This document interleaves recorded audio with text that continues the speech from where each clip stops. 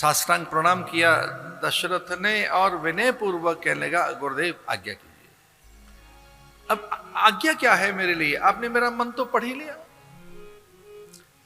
गुरुदेव ने कहा, तेरे मन में याचना है, कामना है, पुत्र प्राप्ति की चाह तो लेकर मेरे पास आया है। पुत्र की प्राप्ति की चाह तेरे में, और पुत्र नहीं परम पुत्र की, पुत्र नहीं परमात्मा की। तो ईश्वर चाहता है पुत्र के रूप में, सर्वसमर्थ पुरुष चाहता है पुत्र के रूप में। तेरी कामना केवल बेटे की तो नहीं है, पुत्र ही तो नहीं चाहता है। तू तो परम पवित्र और परम पावन परमात्मा की चाह लेकर आया है।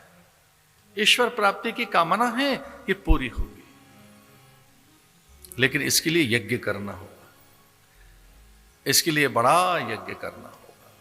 इसके लिए पुत्रेष्टि यज्ञ श्रृंगी कराएंगे, श्रृंग ऋषि, उनके यहां चलते हैं। उन्हें बुलाया गया, विशाल यज्ञ की रचना की गई उनके आश्रम में। 1 वर्ष का अनुष्ठान और अश्वमेध यज्ञ। श्रृंगी ऋषि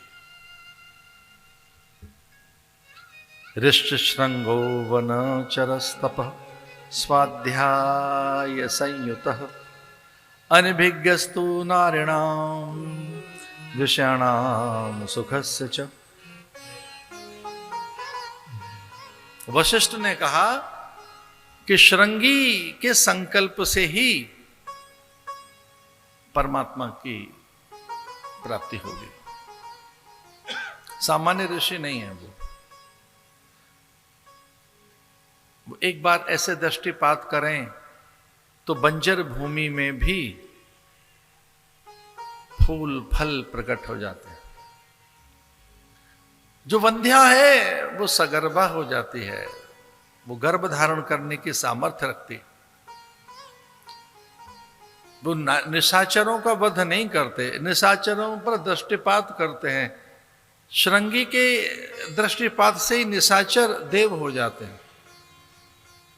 श्रृंगी पितरों को एक बार ऐसे देख भर लें तो पितर उसी समय पितृत्व को, पितृलोक को त्याग कर देवता बन जाते हैं।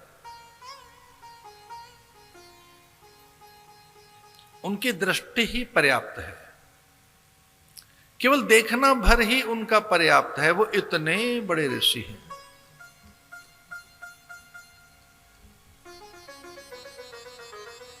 अथर्ववेद की ऋचाओं से, जो अथर्ववेद की कुछ 16 ऋचाएं, जब उनका आह्वान करेंगे तो वेद प्रकट हो जाएंगे, ऋचाएं फल देने के लिए आकुल हो जाएंगी और तुझे पुत्र की प्राप्ति होगी।